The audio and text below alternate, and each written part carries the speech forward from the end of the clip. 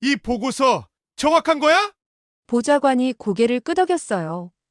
네, 대통령님. 글로벌 파워 인덱스 연구소가 군사력, 경제력, 기술력, 외교력, 자원, 인구 등 50여 개 지표를 종합해서 산출한 결과입니다. 가장 공신력 있는 평가 기관이죠. 2025년 세계는 변했습니다. 글로벌 파워 인덱스 연구소가 발표한 국가별 종합 국력 순위에서 한국은 6위를 기록했습니다. 미국, 중국, 러시아, 영국, 프랑스에 이어 6번째. 그리고 놀랍게도 일본을 제치고 아시아 2위의 자리를 차지했죠. 하지만 이 순위를 받아들이기 어려워하는 사람이 있었습니다. 바로 세계 최강 대국의 수장, 도널드 트럼프였습니다. 그에게 한국은 언제나 보호해야 할 작은 동맹국이었습니다. 북한의 위협으로부터 지켜줘야 할 주한미군이 주둔하는 그저 그런 나라. 그런데 6위라니? 이 순위표 하나가 백악관 집무실의 공기를 바꿔놓았습니다. 미국 대통령의 시선이 처음으로 진지하게 한반도를 향하기 시작한 순간이었죠. 그날 트럼프의 책상 위에서 무엇이 흔들렸을까요? 구독과 좋아요는 더 좋은 영상을 만드는데 큰 힘이 됩니다. 여러분의 의견을 댓글로 남겨주세요. 저는 그날 아침을 기억합니다. 백악관 집무실은 늘 그렇듯 고요했죠. 트럼프 대통령은 책상에 앉아 하루 일정을 확인하고 있었어요. 보좌관 한 명이 두꺼운 보고서를 들고 조심스럽게 문을 열고 들어왔습니다. 표지에는 굵은 글씨로 이렇게 적혀 있었어요. 월드 파워 랭킹 2025. 세계 국력 순위 보고서였습니다. 트럼프는 무심코 첫 장을 넘겼어요. 1위 미국. 당연한 결과였죠. 2위 중국, 3위 러시아. 역시 예상 범위 아니었습니다. 4위 영국, 5위 프랑스. 그리고 6위. 그의 손이 멈췄습니다. 코리아? 트럼프의 눈썹이 미세하게 꿈틀거렸어요. 그는 다시 한번 그 줄을 읽었습니다. 6번째 자리에 선명하게 박혀있는 이름, 대한민국. 저는 그 순간 트럼프가 무슨 생각을 했을지 상상해 봅니다. 한국이 6위라고? 정말? 그는 보고서를 천천히 넘기기 시작했어요. 각 나라의 군사력, 경제력, 기술력, 외교 영향력이 상세하게 분석되어 있었죠. 그리고 한국 페이지에 이르렀을 때 그의 표정이 굳어졌습니다. 군사력 지수 8.2, 세계 7위 수준. 경제력 지수 8.7, 세계 10위권 경제 규모의 1인당 GDP 3만 5천 달러 돌파. 기술력 지수 9.1, 반도체, 배터리, 디스플레이 분야 세계 1위. 동맹 영향력 지수 8.5, 미국과의 군사동맹, 나토 협력국 지위, 인도태평양 전략의 핵심 파트너. 숫자들이 그의 머릿속에서 빙글빙글 돌았을 겁니다. 트럼프는 보고서를 책상에 내려놓고 창밖을 바라봤어요. 백악관 정원 너머로 워싱턴 DC의 하늘이 보였죠. 그는 깊게 숨을 들이마셨습니다. 언제부터였지? 그가 중얼거렸어요. 언제부터 한국이 이렇게 커진 걸까? 언제부터 그들은 단순히 우리의 보호를 받는 나라가 아니라 스스로 힘을 가진 국가가 된 걸까? 트럼프는 다시 보고서를 펼쳤습니다. 이번엔 8위를 확인했어요. 재팬. 일본이 8위? 그의 목소리에 놀라움이 섞였습니다. 한국이 일본보다 위라는 건 그에게는 충격적인 사실이었어요. 일본은 오랜 세월 아시아의 경제 강국이자 미국의 든든한 동맹이었으니까요. 하지만 이제 그 자리를 한국이 차지하고 있었습니다. 저는 트럼프가 느꼈을 감정을 상상해 봅니다. 놀라움? 당황? 아니면 약간의 불편함? 아마도 세 가지 모두였을 거예요. 그는 보좌관을 불렀습니다. 이 보고서 정확한 거야? 보좌관이 고개를 끄덕였어요. 네, 대통령님. 글로벌 파워 인덱스 연구소가 군사력, 경제력, 기술력, 외교력, 자원, 인구 등 50여 개 지표를 종합해서 산출한 결과입니다. 가장 공신력 있는 평가 기관이죠. 트럼프는 다시 보고서를 들여다봤어요. 한국 섹션을 더 자세히 읽기 시작했습니다. 반도체 산업에서 한국은 메모리 반도체 세계 시장의 60%를 장악하고 있었어요. 삼성과 SK하이닉스라는 두 거대 기업이 전 세계 스마트폰과 컴퓨터의 심장을 만들고 있었죠. 배터리 분야에서도 마찬가지였습니다. 전기차 혁명의 핵심인 리튬이온 배터리 시장에서 한국 기업들이 40% 이상의 점유율을 기록하고 있었어요. 조선업도 빼놓을 수 없었죠. 특히 액화천 연가스 운반선과 초대형 컨테이너선 같은 고부가가치 선박 분야에서 한국은 압도적이었습니다. 그리고 문화산업, K-팝, K-드라마, K-무비, 한류라 불리는 이 문화적 파도는 전 세계를 휩쓸고 있었어요. 소프트 파워 지수에서 한국은 10위권에 진입했습니다. 트럼프는 보고서를 읽으면서 점점 더 깊은 생각에 빠져들었어요. 이건 단순한 경제 성장이 아니었습니다. 이건 국력의 총체적인 상승이었죠. 한국은 더 이상 미국의 그늘 아래 숨어 있는 나라가 아니었어요. 그들은 독자적인 영향력을 가진 세계 무대의 주요 플레이어가 되어 있었습니다. 저는 그 순간 트럼프의 머릿속이 복잡해졌을 거라 생각합니다. 한편으로는 자랑스러웠을지도 몰라요. 미국의 동맹국이 이렇게 성장했다는 건 어떻게 보면 미국 외교의 성공 사례니까요. 하지만 동시에 불안했을 겁니다. 한국이 이렇게 강해지면 과연 계속 미국의 말을 들을까? 그들이 독자적인 길을 걸으려 하면 어떻게 하지? 트럼프는 책상을 손가락으로 톡톡 두드렸어요. 그의 습관이었죠. 중요한 결정을 내려야 할 때 나오는 버릇. 일본보다 위라. 그가 다시 한번 중얼거렸습니다. 이 사실은 단순한 순위 변화가 아니었어요. 이건 아시아 파워 밸런스의 변화를 의미했습니다. 오랜 세월 미국은 일본을 아시아 전략의 중심축으로 삼아왔어요. 하지만 이제 한국이 그 자리를 넘보고 있었던 겁니다. 트럼프는 창밖을 다시 바라봤어요. 그의 시선 너머로 지구 반대편에 있는 작은 반도 국가가 떠올랐을 거예요. 한반도. 남북으로 분단된 채 70년을 버텨온 그곳. 그리고 그 남쪽, 대한민국. 인구 5천만의 나라. 땅덩어리로 치면 미국의 100분의 1도 안 되는 작은 나라. 하지만 이제는 세계 6위의 강국. 트럼프의 눈빛이 변했습니다. 이제 한국을 그냥 지나칠 순 없었어요. 무시할 수도 가볍게 대할 수도 없었습니다. 그는 보고서를 덮으며 결심했습니다. 한국을 다시 봐야겠어. 그날부터 트럼프의 세계 지도에서 한반도가 차지하는 비중이 달라지기 시작했습니다. 작은 점이 아니라 주목해야 할 거점으로. 보호해야 할 대상이 아니라 함께 계산해야 할 변수로. 미국 대통령의 시선이 한국을 향했습니다. 그리고 그 시선 속에는 존중과 경계가 묘하게 뒤섞여 있었죠. 세계 최강 대국의 수장이 드디어 한국을 제대로 보기 시작한 겁니다. 트럼프는 보고서를 다시 펼쳤습니다. 파리에 적힌 재팬이라는 글자가 그의 눈에 들어왔어요. 일본. 미국의 오랜 동맹국이자 아시아 경제의 상징이었던 나라. 그런데 지금 한국이 그 위에 있었습니다. 일본보다 위라고? 트럼프가 중얼거렸어요. 그의 목소리엔 믿기지 않는다는 뉘앙스가 가득했죠. 저는 그 순간을 상상해 봅니다. 트럼프에게 일본은 특별한 나라였을 거예요. 2차 세계대전 이후 미국이 만든 가장 성공적인 동맹 사례. 경제 대국으로 키워낸 자랑스러운 파트너.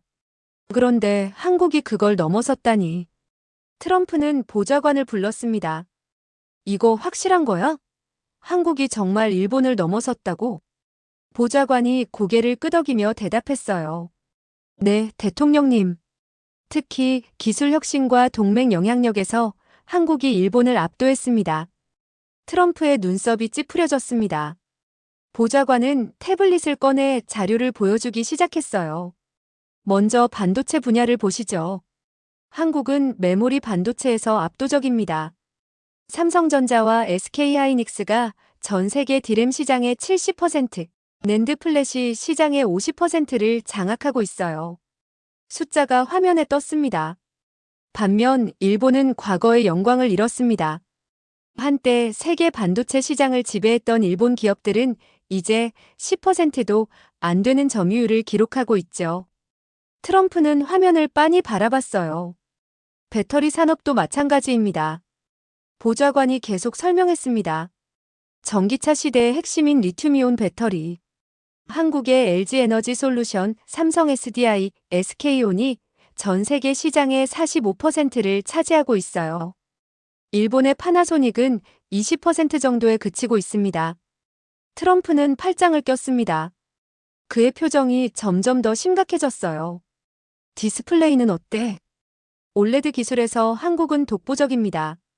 삼성 디스플레이와 LG 디스플레이가 전 세계 프리미엄 스마트폰과 TV 화면의 80% 이상을 공급하고 있죠.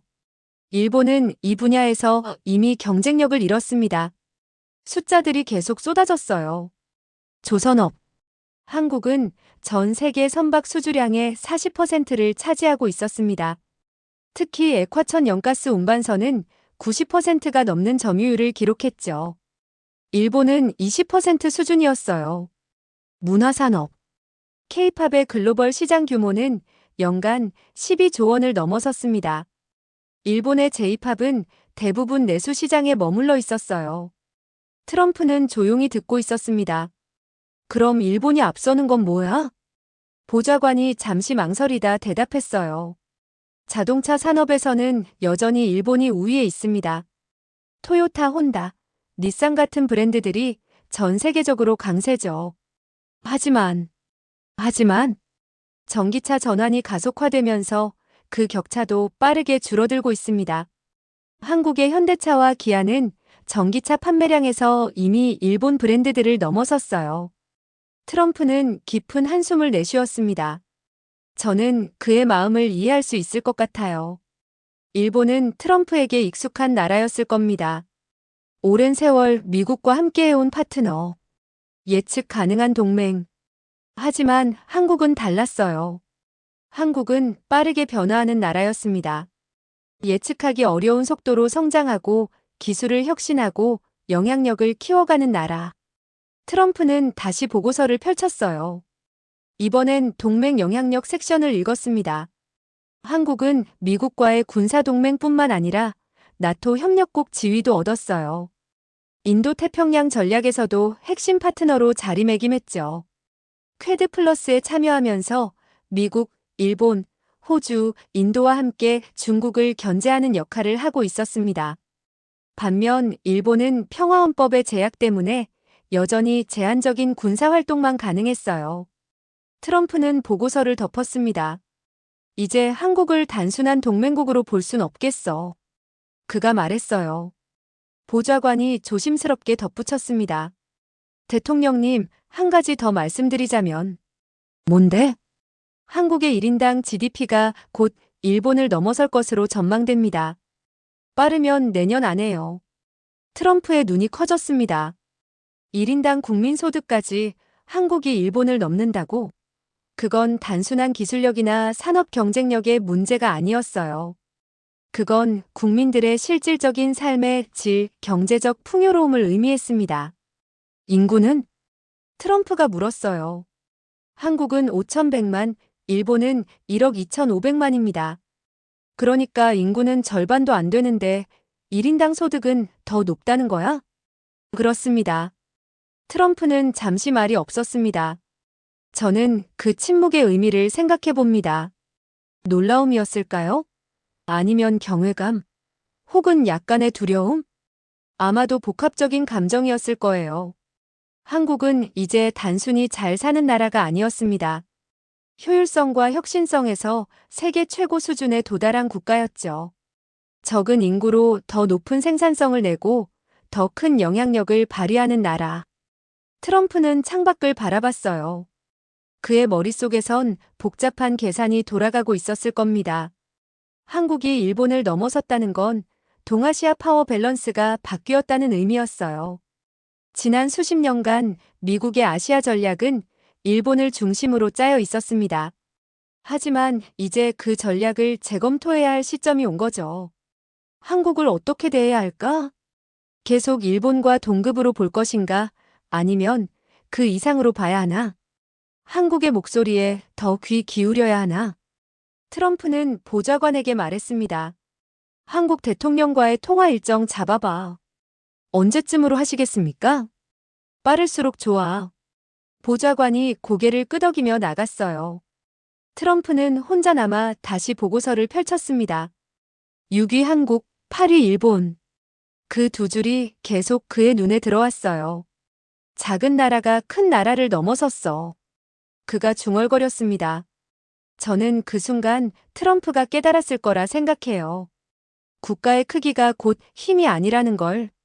인구나 영토가 많다고 해서 자동으로 강한 나라가 되는 게 아니라는 걸. 한국은 그걸 증명했습니다. 5천만 인구로 1억 2천만 인구의 일본을 넘어섰어요. 남한만의 면적 10만 제곱킬로미터로 37만 제곱킬로미터의 일본과 맞섰죠. 그리고 이겼습니다. 트럼프의 시선이 점점 더 진지해졌어요. 한국은 더 이상 보호해야 할 작은 동맹국이 아니었습니다. 한국은 경쟁력 있는 전략적 파트너가 되어 있었죠. 그리고 어쩌면 조심스럽게 다뤄야 할 변수이기도 했습니다. 책상 위의 보고서가 바람에 살짝 펄럭였어요. 6이라는 숫자가 다시 한번 트럼프의 눈에 들어왔습니다. 그는 이제 한국을 그냥 지나칠 수 없게 됐어요. 미국 대통령의 세계 지도에서 한반도의 색깔이 진해지기 시작했습니다. 트럼프는 보고서의 한국 섹션을 다시 펼쳤습니다. 이번엔 그냥 훑어보는 게 아니었어요. 한 줄 한 줄 정밀하게 읽기 시작했죠. 그의 손가락이 중요한 부분마다 천천히 밑줄을 그었습니다. 저는 그 장면을 상상해 봅니다. 세계 최강 대국의 대통령이 한국이라는 나라를 처음으로 제대로 분석하는 순간, 첫 번째 섹션은 군사력이었어요. 대한민국 국방비 연간 57조 원. 트럼프의 눈이 멈췄습니다. 달러로 환산하면 약 430억 달러. 세계 10위권 규모였죠. 상비군 50만 명, 예비군 300만 명. 숫자들이 그의 망막에 박혔어요. 주력 전차 K2 흑표 2600대, 자주포 K9 1900대, 전투기 F-15K, F-35, F-16 등 600여 대. 트럼프는 천천히 고개를 끄덕였습니다. 하지만 진짜 놀라운 건 그 다음이었어요. 미사일 방어체계 패트리어트, 사드, 천공, 엘셈 다층 방어망 구축, 탄도미사일 현무 시리즈, 사거리 500km에서 3000km까지, 순항미사일 해성, 천룡, 정밀 타격 능력 보유. 트럼프의 손가락이 그 부분에 밑줄을 그었어요. 2번이나. 한국은 단순히 미군의 보호를 받는 나라가 아니었습니다. 한국은 스스로를 지킬 수 있는 강력한 군사력을 보유한 나라였죠. 이건 단순한 방어가 아니야. 트럼프가 중얼거렸습니다. 그는 다음 페이지로 넘어갔어요. 경제력 섹션이었습니다. GDP 1조 7천억 달러. 세계 13위. 1인당 GDP 3만 5천 달러. 선진국 수준. 수출액 연간 6천억 달러 이상.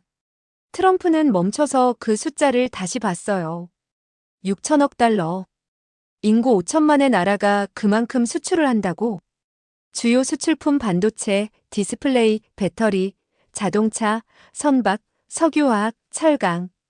목록이 길게 이어졌습니다. 트럼프의 눈빛이 달라졌어요. 이건 단순히 잘 사는 나라의 지표가 아니었습니다. 이건 세계 경제의 핵심 산업을 장악한 나라의 모습이었죠. 그는 다음 섹션으로 넘어갔습니다. 기술력. 반도체 메모리 반도체의 세계 시장 점유율 70%. 트럼프의 눈썹이 올라갔어요. 배터리 전기차 배터리 세계 시장 점유율 45%. 디스플레이 올레드 패널 세계 시장 점유율 80%. 조선 액화천 연가스 운반선 세계 시장 점유율 90% 이상. 숫자들이 압도적이었어요. 트럼프는 잠시 생각에 잠겼습니다. 이 숫자들이 의미하는 게 뭘까요? 저는 그가 깨달았을 거라 생각해요. 한국이 장악한 이 산업들은 단순한 제조업이 아니었습니다. 이건 미래 기술의 핵심이었죠. 반도체 없이는 스마트폰도, 컴퓨터도, 인공지능도 작동하지 않아요. 배터리 없이는 전기차 혁명도, 재생에너지 저장도 불가능하죠. 디스플레이 없이는 모든 전자기기가 무용지물입니다. 액화천연가스 운반선 없이는 청정에너지 운송이 마비돼요. 한국은 미래 산업의 목줄을 쥐고 있었던 겁니다. 트럼프는 다시 손가락으로 밑줄을 그었어요. 이번엔 더 진하게. 이건 단순한 동맹이 아니야. 그가 중얼거렸습니다. 이건 힘이야. 진짜 힘. 군사력도 있고, 경제력도 있고, 기술력도 있는 나라. 스스로를 지킬 수 있고, 세계 경제에 영향을 미칠 수 있고, 미래 기술을 좌우할 수 있는 나라. 트럼프는 계속 읽어내려갔습니다. 외교 영향력 섹션이었어요. 미국과의 상호방위 조약. 주한미군 28,000명 주둔.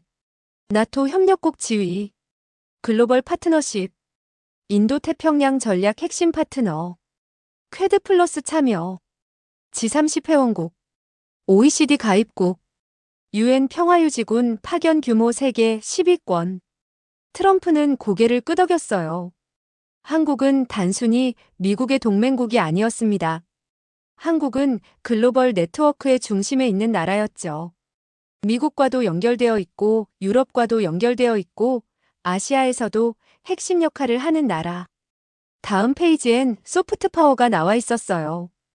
K-팝 연간 시장 규모 12조 원 이상. 전 세계 팬덤 1억 명 이상. K-드라마, 넷플릭스 등 글로벌 플랫폼에서 최고 시청률 기록. K-무비 칸 영화제, 아카데미 등 주요 영화제 수상. K-뷰티 화장품 수출액 연간 80억 달러. K-푸드 한식당 전 세계 4만 개 이상. 트럼프는 이 부분에서 잠시 멈췄습니다. 문화의 힘. 이건 눈에 보이지 않지만 강력한 영향력이었어요. 전 세계 사람들이 한국 음악을 듣고 한국 드라마를 보고 한국 화장품을 쓰고 한국 음식을 먹는다는 것. 이건 단순한 소비가 아니었습니다. 이건 문화적 동질감의 형성이었죠. 한국에 대한 호감의 증가. 한국 편을 들고 싶게 만드는 보이지 않는 힘. 트럼프는 보고서를 천천히 덮었습니다. 그리고 깊게 숨을 들이마셨어요. 저는 그 순간 트럼프의 머릿속을 상상해 봅니다. 수많은 생각들이 교차했을 거예요. 한국이 이렇게 강한 나라였다니. 군사력으로 스스로를 지킬 수 있고, 경제력으로 세계 시장에 영향을 미칠 수 있고, 기술력으로 미래 산업을 좌우할 수 있고, 외교력으로 글로벌 네트워크의 중심에 서 있고, 문화력으로 전 세계 사람들의 마음을 사로잡을 수 있는 나라. 트럼프는 창밖을 바라봤습니다. 이제 한국을 다시 봐야겠어. 그가 혼잣말처럼 중얼거렸어요. 단순한 동맹국이 아니라 진짜 힘을 가진 나라로. 보호해야 할 대상이 아니라 함께 협력해야 할 파트너로. 아니, 어쩌면 조심스럽게 다뤄야 할 경쟁자로. 트럼프는 책상 위에 보고서를 다시 펼쳤어요. 그리고 한국 섹션의 첫 페이지를 봤습니다. 6위 코리아. 그 글자가 이제는 달리 보였습니다. 놀라움이 아니라 인정. 당황이 아니라 존중. 그리고 약간의 경계. 트럼프는 펜을 들어보고서 여백에 메모를 적었어요. 한국 전략적 핵심 파트너. 재평가 필요. 그의 손글씨가 보고서에 남았습니다. 세계 최강 대국의 대통령이 한국이라는 나라를 처음으로 힘의 관점에서 바라본 순간이었어요.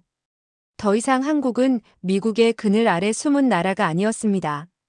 한국은 스스로 빛을 내는 별이 되어 있었죠. 그리고 트럼프는 이제 그 빛을 똑바로 바라보기 시작했습니다. 이틀 뒤 백악관 상황실. 트럼프는 참모들을 소집했습니다. 국무장관, 국방장관, 국가안보보좌관, 그리고 아시아 담당 보좌관들까지 모두 긴급히 불려왔죠. 회의 테이블 중앙엔 그 보고서가 놓여 있었어요. 월드 파워 랭킹 2025. 트럼프는 참모들을 둘러봤습니다. 그의 표정은 씁쓸했어요. 다들 이거 봤나? 참모들이 고개를 끄덕였습니다. 6위. 한국이 6위야. 트럼프의 목소리엔 복잡한 감정이 섞여 있었어요. 저는 그 순간의 분위기를 상상해 봅니다. 회의실 안의 공기가 무거웠을 거예요. 모두가 이 순위가 의미하는 바를 알고 있었으니까요. 국무장관이 먼저 입을 열었습니다. 대통령님, 한국의 성장은 사실 예견된 일이었습니다. 지난 10년간 그들의 기술 투자와 산업 발전은 트럼프가 손을 들어 말을 끊었어요. 내 질문은 그게 아니야. 그가 테이블을 손가락으로 톡톡 두드렸습니다. 내 질문은 이거야. 왜 내가 모르는 사이에 저 나라가 이렇게 커진 거지? 침묵이 흘렀습니다. 트럼프는 계속 말했어요. 우리는 한국을 동맹이라고 생각했어. 주한미군을 주둔시키고 방위비를 받고 보호해주는 관계. 그런데 이건 뭐야? 6위? 그의 목소리에 당혹감이 묻어났습니다. 국방장관이 조심스럽게 말했어요. 대통령님, 한국은 여전히 우리의 중요한 동맹국입니다. 그들의 성장이 곧 미국의 이익이기도 하고요. 트럼프가 반문했습니다. 그래, 이익일 수도 있지. 하지만 동시에 변수이기도 해. 강한 동맹국은 좋아. 그런데 너무 강해지면 어떻게 되는 거야? 그들이 계속 우리 말을 들을까? 참모들이 서로 눈치를 봤어요.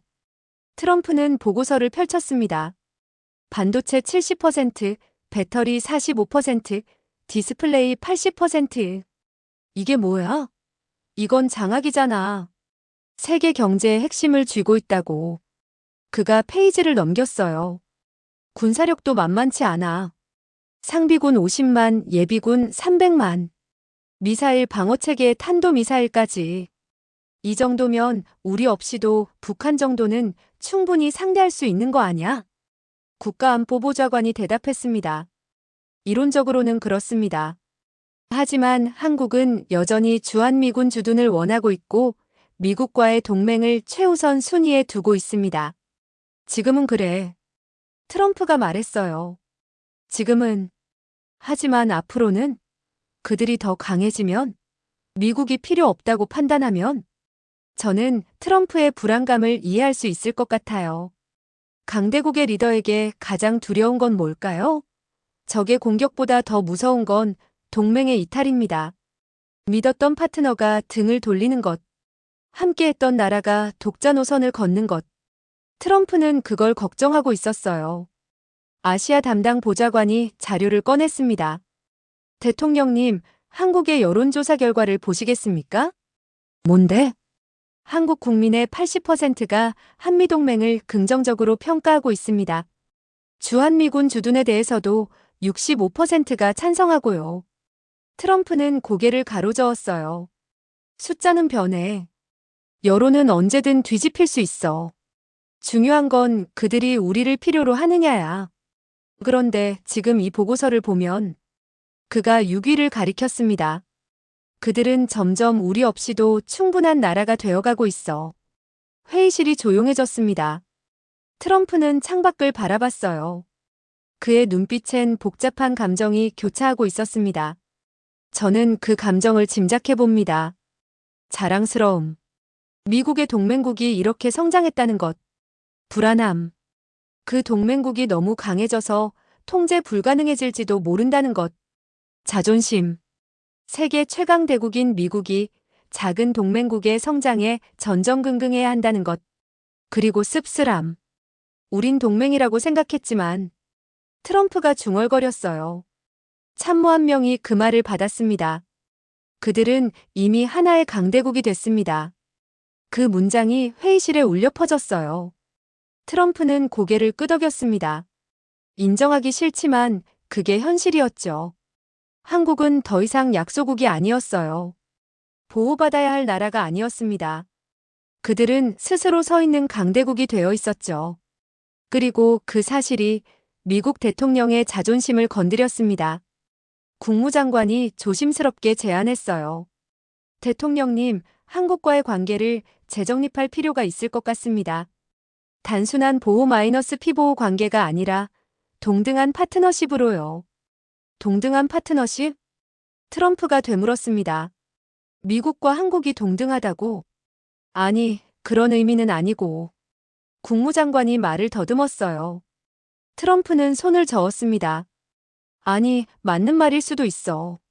적어도 아시아 지역에서는 기술력으로 보면, 경제력으로 보면 그들은 충분히 강해. 어쩌면 일본보다 더. 그는 깊게 한숨을 쉬었어요. 그게 문제야. 일본은 우리가 알아. 오랫동안 함께 해왔으니까. 예측 가능해. 하지만 한국은, 트럼프는 말을 멈췄습니다. 한국은 예측 불가능했어요. 너무 빠르게 변하고, 너무 빠르게 성장하고, 너무 빠르게 진화하는 나라. 10년 전의 한국과 지금의 한국은 완전히 다른 나라였죠. 그리고 10년 후의 한국은 아무도 예측할 수 없었습니다. 국방장관이 말했어요. 대통령님, 우리가 잊지 말아야 할 건 한국이 여전히 우리를 필요로 한다는 겁니다. 북한의 위협이 존재하는 한 그들은 미국의 해고산을 필요로 하고, 북한. 트럼프가 그 단어를 곱씹었어요. 북한이 유일한 연결고리야. 그들이 우리를 필요로 하는 이유. 하지만 만약 북한 문제가 해결되면, 통일이 되거나 평화협정이 체결되거나 어떤 식으로든 위협이 사라지면 침묵이 흘렀습니다. 모두가 그 가능성을 생각했어요. 북한이라는 변수가 사라진 한반도. 그때 한국은 어떤 선택을 할까? 여전히 미국과 함께 할까? 아니면 독자적인 길을 걸을까? 혹은 중국 쪽으로 기울까? 트럼프는 보고서를 덮었습니다. 이건 단순한 동맹 관리가 아니야. 그가 말했어요. 이건 강대국 간의 관계 설정이야. 우리가 한국을 어떻게 대하느냐에 따라 동아시아 전체의 판도가 바뀔 수 있어. 참모들이 고개를 끄덕였습니다. 트럼프는 자리에서 일어났어요. 회의실을 천천히 걸으며 말했습니다. 한국을 존중해야 해. 그들이 가진 힘을 인정해야 하고. 하지만 동시에 경계도 해야 해. 그들이 우리 통제를 벗어나지 않도록. 그는 창가에 섰습니다. 이제 한국은 변수야. 우리 전략에서 고려해야 할 중요한 변수. 저는 그 순간 트럼프가 느꼈을 감정을 생각해 봅니다. 불편했을 거예요. 세계 최강 대국의 대통령이 인구 5천만의 작은 나라 때문에 이렇게 고민해야 한다는 게. 하지만 현실이었습니다. 한국은 더 이상 무시할 수 없는 나라가 되어 있었어요. 그리고 그 사실이 미국의 자존심을 조금씩 건드리고 있었습니다. 일주일 후 백악관 국제안보 브리핑이 열렸습니다. 인도태평양 전략에 관한 중요한 회의였죠. 국무장관, 국방장관, 중앙정보국장, 그리고 합참의장까지 참석했어요. 대형 스크린에는 아시아 지도가 떠 있었습니다. 미국의 동맹국들이 파란색으로, 중국의 영향권이 빨간색으로 표시되어 있었죠. 트럼프는 의자에 깊이 앉아 지도를 바라봤어요. 인도태평양 전략 현재 상황 보고해. 국방장관이 일어섰습니다. 대통령님, 중국의 군사력 확장이 계속되고 있습니다. 남중국해에서의 인공섬 건설, 대만 해협 군사훈련 증가, 그리고 1대1로를 통한 경제적 영향력 확대까지. 스크린에 중국의 군사기지들이 하나씩 표시됐어요. 우리의 대응은? 트럼프가 물었습니다. 일본, 호주, 필리핀과의 동맹 강화, 그리고 인도와의 전략적 파트너십, 퀘드를 중심으로 중국을 견제하고 있습니다. 트럼프는 고개를 끄덕이다가 지도의 한 지점을 가리켰어요. 한반도였습니다. 한국은? 국방장관이 잠시 멈칫했습니다. 한국은 우리의 전통적인 동맹국입니다. 주한미군이 주둔하고 있고. 그건 알아. 트럼프가 말을 끊었어요. 내가 묻는 건 그게 아니야. 한국을 이 전략에서 어떻게 위치시킬 거냐는 거야. 저는 그 질문의 무게를 느낍니다. 한국을 어떻게 위치시킬 것인가? 단순한 동맹국으로? 아니면 그 이상으로? 국무장관이 나섰습니다. 대통령님, 한국은 전략적으로 매우 중요한 위치에 있습니다. 지리적으로 중국과 일본 사이에 있고 경제적으로는 세계 주요 공급망의 핵심이며 핵심. 트럼프가 그 단어를 되뇌었어요. 그래, 핵심이야. 그게 문제지. 한국은 이제 단순한 동맹국이 아니야. 그는 자리에서 일어나 지도 앞으로 걸어갔습니다. 반도체 봐.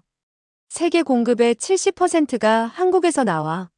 만약 한국에 문제가 생기면 어떻게 돼? 전 세계 스마트폰 생산이 멈춰. 자동차 공장이 멈춰. 데이터 센터가 멈춰. 참모들이 긴장한 표정으로 듣고 있었어요. 배터리도 마찬가지야. 전기차 시대가 오고 있어. 그 핵심이 한국이야. 디스플레이, 조선 다 그래. 한국 없이는 미래 산업이 돌아가지 않아. 트럼프는 한반도를 손가락으로 톡 쳤습니다. 이건 단순한 군사동맹의 문제가 아니야. 이건 경제 안보야. 기술 안보야. 국가 안보지. 중앙정보국장이 자료를 꺼냈어요. 대통령님, 중국도 한국의 중요성을 인식하고 있습니다. 최근 들어 한국에 대한 경제적 압박과 외교적 구애를 동시에 진행하고 있고요. 구체적으로 사드 배치 때처럼 경제 보복 카드를 꺼내면서도 동시에 한중일 협력을 강조하며 한국을 끌어들이려 하고 있습니다. 중국은 한국이 미국 진영에서 이탈하거나 최소한 중립화되기를 원하고 있죠. 트럼프의 표정이 굳어졌어요. 그래서 한국은 어떻게 나오는데? 현재까지는 미국과의 동맹을 최우선으로 하고 있습니다. 하지만 한국 내부에서도 목소리가 다양합니다. 미국 일변도가 아니라 균형 외교를 해야 한다는 의견도 커지고 있고요. 트럼프는 팔짱을 꼈습니다. 저는 그의 머릿속을 상상해 봅니다. 복잡한 계산이 돌아가고 있었을 거예요. 한국은 이제 선택권을 가진 나라가 됐습니다. 미국의 명령을 따르는 게 아니라 스스로 판단하고 결정할 수 있는 나라. 미국을 선택할 수도, 중국을 선택할 수도, 혹은 그 사이에서 줄타기를 할 수도 있는 나라. 그게 바로 강대국의 특권이었어요. 트럼프는 천천히 회의실을 걸었습니다. 우리가 한국을 잃으면 어떻게 돼? 그의 질문에 회의실이 조용해졌습니다. 국방장관이 조심스럽게 대답했어요. 주한미군 철수는 동북아시아 군사 균형을 무너뜨립니다. 북한에 대한 억제력이 약화되고 중국의 영향력이 확대되며. 그뿐이야? 트럼프가 되물었습니다. 아니, 그뿐이 아닙니다. 국무장관이 나섰어요. 한국이 중국 쪽으로 기운다면 일본은 고립됩니다. 대만은 더 큰 압박을 받게 되고요. 인도태평양 전체의 세력 균형이 중국 쪽으로 기울게 됩니다. 중앙정보국장이 덧붙였습니다. 경제적으로도 마찬가지입니다. 한국의 첨단 기술이 중국으로 넘어가면 기술 패권 경쟁에서 우리가 뒤처지게 됩니다. 반도체, 배터리, 디스플레이. 이 모든 게 중국의 손에 들어가는 거죠. 트럼프는 멈춰 섰습니다. 그리고 천천히 참모들을 둘러봤어요. 그러니까 정리하면 이거야.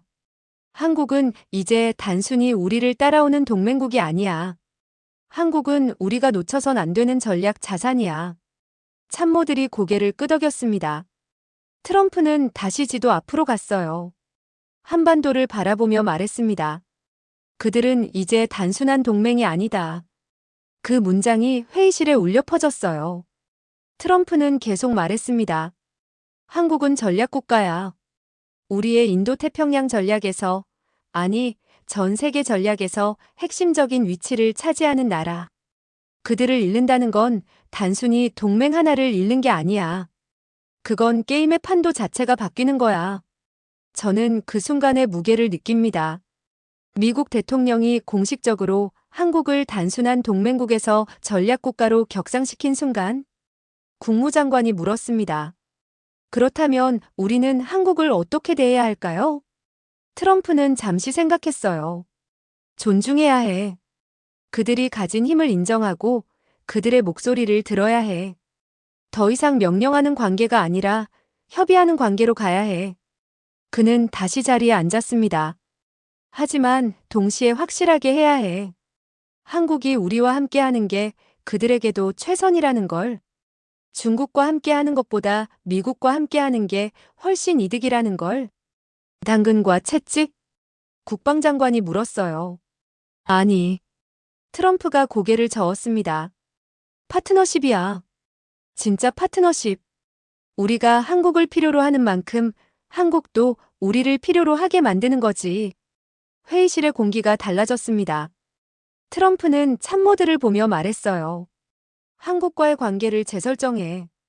단순한 방위 조약이 아니라 포괄적인 전략 동반자 관계로 경제, 기술, 안보 모든 분야에서 더 깊이 엮어야 해. 구체적으로는 기술 협력 확대, 공동 연구개발, 공급망 통합, 한국의 기술과 미국의 시장이 완전히 하나가 되도록 그들이 우리 없이는 살 수 없게, 우리도 그들 없이는 살 수 없게. 트럼프의 전략이 명확해졌습니다. 한국을 미국의 경제, 기술, 안보 시스템 깊숙이 통합시키는 것. 그래서 어느 한쪽이 빠져나가는 게 불가능하도록 만드는 것. 한국 대통령과의 정상회담 일정 잡아. 트럼프가 지시했습니다. 빠를수록 좋아. 그리고 이번엔 제대로 해. 형식적인 회담이 아니라 실질적인 협의를 하는 거야. 참모들이 메모를 하기 시작했어요. 트럼프는 다시 지도를 바라봤습니다. 한반도에 표시된 파란색 점. 미국의 동맹. 하지만 이제 그 점은 단순한 점이 아니었어요. 그건 미국의 인도태평양 전략을, 나아가 세계 전략을 떠받치는 핵심 축이었습니다. 한국. 트럼프가 중얼거렸어요. 이제 제대로 봐야 할 때야. 회의실의 참모들이 고개를 끄덕였습니다. 미국이 한국을 보는 시선이 완전히 바뀐 순간이었어요. 보호해야 할 나라에서 함께 계산해야 할 나라로, 동맹국에서 전략국가로, 그리고 그 변화는 앞으로 한반도와 동아시아, 나아가 세계 질서 전체에 큰 파장을 일으킬 거였습니다. 그날 저녁 백악관 집무실. 회의가 모두 끝나고 참모들이 물러갔습니다. 트럼프는 혼자 남았어요. 창밖으론 워싱턴 DC의 야경이 펼쳐져 있었죠. 그는 책상에 앉아 다시 한번 그 보고서를 펼쳤습니다. 월드 파워 랭킹 2025. 6위 대한민국. 저는 그 순간을 상상해 봅니다. 세계 최강 대국의 대통령이 조용한 집무실에서 홀로 생각에 잠긴 모습. 트럼프는 펜을 들어 메모지에 뭔가를 적기 시작했어요. 한국 변수. 그가 쓴 첫 단어였습니다. 그리고 그 밑에 계속 적어 내려갔죠. 강점 기술력, 경제력, 군사력, 문화력. 약점 북한 위협, 중국 압박, 에너지 의존. 기회 미국과의 협력 강화, 인도 태평양 전략 핵심. 위협 중국으로의 이탈, 독자 노선. 트럼프는 메모를 보며 깊은 한숨을 쉬었어요. 이제 한국을 그냥 다룰 순 없어. 그가 혼잣말처럼 중얼거렸습니다. 저는 그의 내면을 들여다봅니다. 복잡한 감정들이 뒤섞여 있었을 거예요. 먼저 인정. 한국은 강한 나라가 됐습니다.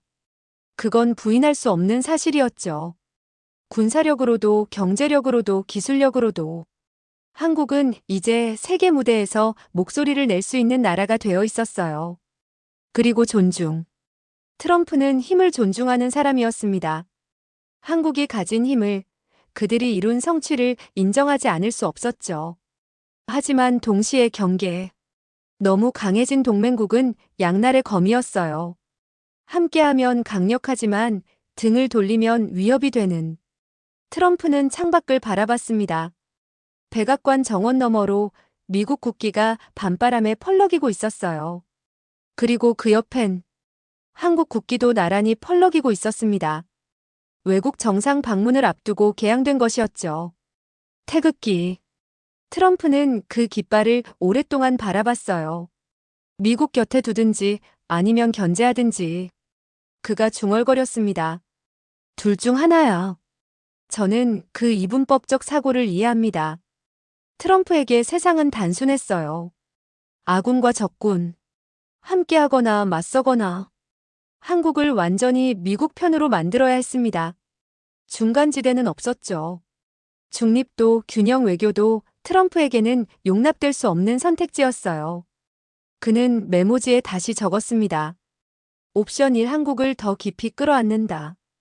경제, 기술, 안보 모든 분야에서 완전히 통합. 옵션 2 한국을 견제한다. 일본과의 균형, 중국 카드 활용. 두 가지 길. 트럼프는 펜을 내려놓고 생각에 잠겼어요. 첫 번째 옵션은 매력적이었습니다. 한국의 기술력과 미국의 시장이 만난다면 그건 무시무시한 조합이 될 거예요. 반도체, 배터리, 디스플레이, 모든 미래 산업에서 미국과 한국이 함께 중국을 압도할 수 있을 겁니다. 하지만 위험도 있었어요. 한국이 너무 강해지면, 그들이 미국의 통제를 벗어나면, 독자적인 길을 걷기 시작하면, 두 번째 옵션은 안전했습니다. 한국을 적당히 견제하면서 일본과의 균형을 유지하고 필요하다면 중국 카드도 써가며 한국을 압박하는 것. 하지만 그러면 한국을 잃을 수도 있었어요. 트럼프는 고민에 빠졌습니다. 저는 그의 내면 갈등을 느낍니다. 강대국의 리더가 내려야 하는 어려운 결정. 동맹을 끌어안을 것인가, 견제할 것인가. 그는 다시 창밖의 태극기를 바라봤어요. 빨강과 파랑이 조화를 이루는 깃발. 음양의 균형을 상징하는 문양. 균형. 트럼프가 중얼거렸습니다. 그리고 그는 깨달았어요. 한국을 다루는 방법도 균형이어야 한다고. 완전히 끌어안되 완전히 통제하려 들지는 않는 것. 존중하되 경계를 늦추지 않는 것. 협력하되 주도권은 놓치지 않는 것. 트럼프는 메모지에 새로운 문장을 적었습니다. 전략적 포용과 선별적 견제의 병행. 그가 찾은 답이었어요. 한국과 깊이 협력하되 핵심 기술이나 안보 분야에서는 미국의 우위를 유지하는 것. 한국의 목소리를 듣되 최종 결정권은 미국이 갖는 것. 한국을 파트너로 대하되 리더는 여전히 미국이라는 걸 명확히 하는 것. 트럼프는 고개를 끄덕였습니다. 그래, 이거야. 그가 말했어요. 한국을 존중하면서도 미국의 리더십은 유지한다. 그들에게 목소리를 주면서도 최종 판단은 우리가 한다. 저는 그 전략의 교묘함을 봅니다. 한국을 만족시키면서도 미국의 이익을 지키는 방법. 트럼프는 메모지를 접어 서랍에 넣었어요. 그리고 다시 창밖을 바라봤습니다. 워싱턴 DC의 밤은 고요했어요. 하지만 지구 반대편 한반도에서는 새로운 아침이 밝아오고 있을 시간이었죠. 한국. 트럼프가 그 이름을 불렀습니다. 이제 너희를 제대로 봐야겠어. 단순한 동맹이 아니라 함께 미래를 만들어갈 파트너로. 하지만 그의 눈빛 속엔 여전히 경계가 남아 있었어요. 하지만 잊지 마. 이 파트너십의 리더는 미국이야. 우리가 주도하고 너희가 따라오는 거지. 그 순서는 바뀔 수 없어. 저는 그 속마음을 이해합니다. 트럼프는 한국을 인정했습니다. 그들의 힘을, 그들의 가치를 존중하기 시작했죠. 하지만 동시에 그 힘이 미국을 위협하지 않도록 관리하려 했어요. 한국을 가까이 두되 너무 가까워지지는 않게.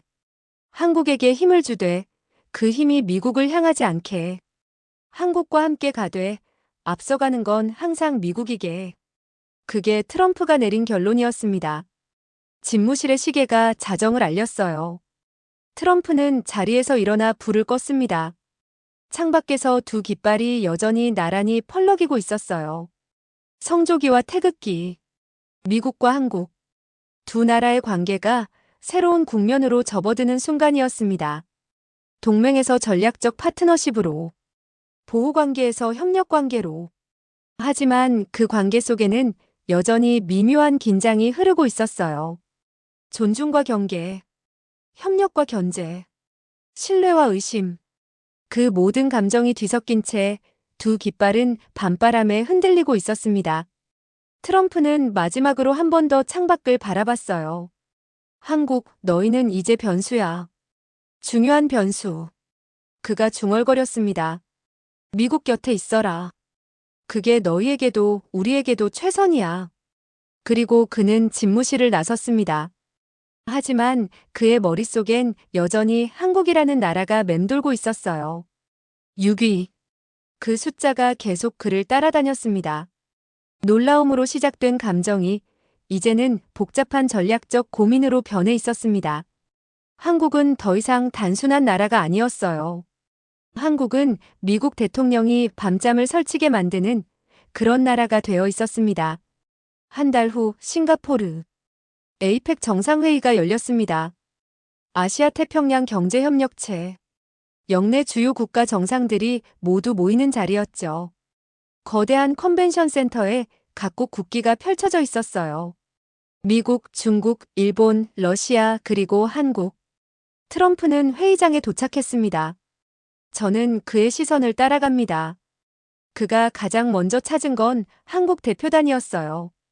과거와는 달랐습니다. 예전 같았으면 트럼프는 중국 주석, 일본 총리와 먼저 인사를 나눴을 거예요. 한국 대통령은 그 다음이었죠. 때로는 간단한 악수로 끝나기도 했습니다. 하지만 지금은 달랐어요. 트럼프의 눈이 한국 대표단을 찾고 있었습니다. 그의 시선에는 묘한 긴장감이 깃들어 있었죠. 회의가 시작됐습니다. 의장이 개회사를 했어요. 그리고 각국 정상들의 기조연설이 이어졌습니다. 중국 주석이 먼저 나왔어요. 1대1로를 강조하며 중국 중심의 경제 질서를 역설했죠. 일본 총리가 그 다음이었습니다. 자유무역과 규칙 기반 질서를 강조했어요. 그리고 한국 대통령의 차례가 왔습니다. 트럼프는 몸을 앞으로 기울였어요. 집중하는 자세였죠. 한국 대통령이 연단에 올랐습니다. 존경하는 각국 정상 여러분. 한국 대통령의 목소리가 회의장에 울려 퍼졌어요. 한국은 작은 나라입니다. 인구도 5천만에 불과하고 영토도 넓지 않죠. 하지만 우리는 증명했습니다. 크기가 아니라 혁신이, 자원이 아니라 기술이, 과거가 아니라 미래가 국가의 힘을 결정한다는 것을. 트럼프의 눈빛이 변했습니다. 한국 대통령은 계속 말했어요. 우리는 반도체로 세계를 연결하고 배터리로 미래를 움직이며 문화로 마음을 잇고 있습니다. 한국은 이제 단순히 누군가의 보호를 받는 나라가 아닙니다. 우리는 함께 미래를 만들어가는 파트너입니다. 회의장이 조용했어요. 그리고 우리는 선택했습니다. 자유와 민주주의, 시장경제와 법치주의. 이 가치를 지키며 함께 번영하는 길을. 한국 대통령의 시선이 트럼프를 향했습니다. 미국과의 동맹은 한국 외교의 핵심입니다. 하지만 이제 그 동맹의 성격이 변해야 한다고 생각합니다. 보호와 피보호의 관계가 아니라 동등한 파트너십으로. 트럼프는 표정을 읽을 수 없게 만들었어요. 하지만 그의 눈은 계속 한국 대통령을 주시하고 있었습니다. 연설이 끝났습니다. 박수가 터져나왔어요. 트럼프도 박수를 쳤습니다. 천천히 신중하게. 저는 그 순간 트럼프가 무슨 생각을 했을지 상상해 봅니다. 동등한 파트너십이라. 한국이 원하는 게 명확해졌어요. 그들은 더 이상 미국의 후배나 부하가 아니었습니다. 그들은 대등한 파트너가 되길 원했죠. 휴식 시간이 왔습니다. 트럼프는 한국 대통령에게 다가갔어요. 과거와는 달리 그가 먼저 다가간 겁니다. 좋은 연설이었습니다. 트럼프가 말했어요. 감사합니다, 대통령님. 한국 대통령이 대답했습니다. 두 정상이 악수를 나눴어요. 카메라 플래시가 터졌습니다. 하지만 트럼프의 악수는 과거와 달랐어요. 더 오래, 더 강하게 손을 잡았습니다. 따로 얘기할 시간을 가집시다. 트럼프가 말했어요. 기꺼이 그러죠. 저는 그 장면의 의미를 읽습니다. 트럼프가 먼저 다가갔다는 것, 그가 대화를 청했다는 것, 이건 과거엔 없던 일이었어요. 한국이 미국에게 중요해졌습니다. 무시할 수 없고 가볍게 대할 수 없는 나라가 됐죠. 오후 세션이 시작됐습니다. 인도태평양 전략에 관한 논의였어요. 중국 견제를 둘러싼 각국의 입장이 오갔습니다. 트럼프가 발언권을 얻었어요. 미국은 인도태평양 지역의 자유와 번영을 지키기 위해 계속 노력할 것입니다. 그가 말했습니다. 그리고 그 과정에서 우리에게는 든든한 파트너들이 있습니다. 트럼프의 시선이 회의장을 훑었어요. 일본, 호주, 인도. 그가 잠시 멈췄습니다. 그리고 한국. 트럼프가 한국을 명시적으로 언급했어요. 한국은 기술과 경제력으로 이 지역의 안정과 번영에 핵심적인 역할을 하고 있습니다. 반도체, 배터리, 첨단 기술. 이 모든 분야에서 한국은 세계를 선도하고 있죠. 회의장의 시선이 한국 대표단으로 향했습니다. 미국은 한국을 주시하고 있습니다. 트럼프의 그 말이 회의장에 울려 퍼졌어요. 저는 그 문장의 무게를 느낍니다. 주시하고 있다. 이건 단순한 발언이 아니었어요. 이건 인정이었습니다. 한국이 더 이상 변방의 작은 나라가 아니라 미국이 관심을 가지고 지켜봐야 할 중요한 나라라는 것. 중국 주석의 표정이 굳어졌어요. 일본 총리는 복잡한 표정을 지었죠. 트럼프는 계속 말했습니다. 앞으로 미국과 한국은 더욱 긴밀히 협력할 것입니다. 기술 동맹, 경제 파트너십, 안보 협력. 모든 분야에서 우리는 함께 갈 것입니다. 그의 시선이 다시 한국 대통령을 향했어요. 왜냐하면 한국은 이제 단순한 동맹국이 아니기 때문입니다. 한국은 세계 질서를 함께 만들어가는 파트너이기 때문입니다. 박수가 터져나왔습니다. 하지만 그 박수 속에는 여러 의미가 담겨 있었어요. 환영하는 박수도 있었고, 경계하는 박수도 있었으며, 당황한 박수도 있었습니다. 트럼프의 발언은 명확한 메시지였어요. 미국이 한국을 보는 시선이 바뀌었다는 것. 한국이 세계 무대의 중심으로 들어왔다는 것. 회의가 끝나고 저녁 만찬이 열렸습니다. 트럼프와 한국 대통령은 나란히 앉았어요. 과거라면 트럼프 옆엔 중국 주석이나 일본 총리가 앉았을 겁니다. 하지만 지금은 한국 대통령이었죠. 두 정상이 대화를 나눴어요. 카메라가 그 장면을 담았습니다. 전 세계가 그 장면을 봤습니다. 미국 대통령이 한국 대통령과 진지하게 대화하는 모습. 과거처럼 형식적인 인사가 아니라 실질적인 논의를 나누는 모습. 그 장면이 모든 걸 말해주고 있었어요. 한국은 이제 달라졌습니다. 미국의 그늘 아래 숨어있는 나라가 아니라 세계 질서를 바꾸는 주체가 됐죠. 트럼프의 시선이 그걸 증명했습니다. 회의가 완전히 끝나고 트럼프는 호텔로 돌아왔어요. 그는 창밖을 바라보며 생각에 잠겼습니다. 싱가포르의 야경이 펼쳐져 있었죠. 화려한 불빛들. 하지만 트럼프의 머릿속엔 한국이 있었어요. 6위. 그 숫자로 시작된 여정이 이제 여기까지 왔습니다. 놀라움에서 인정으로, 당황에서 전략으로, 무시해서 주목으로. 트럼프는 이제 한국을 제대로 보고 있었어요.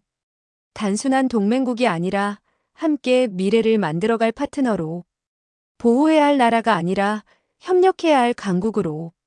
그리고 세계도 보기 시작했습니다. 한국이라는 나라를. 인구 5천만의 작은 반도 국가가 어떻게 세계 6위의 강국이 됐는지를, 어떻게 반도체와 배터리로 미래를 움직이는지를, 어떻게 K-팝과 K-드라마로 전 세계의 마음을 사로잡았는지를 한국은 증명했습니다.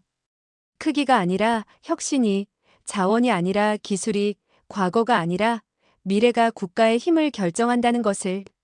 그리고 이제 미국도 한국을 봅니다. 트럼프의 시선 속에서, 존중과 경계가 교차하는 그 복잡한 눈빛 속에서 한국은 더 이상 숨어 있지 않습니다.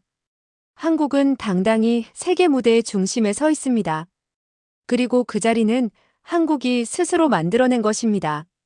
아무도 선물로 준 게 아니었어요. 70년의 노력으로, 땀으로, 혁신으로, 도전으로 일궈낸 자리였습니다.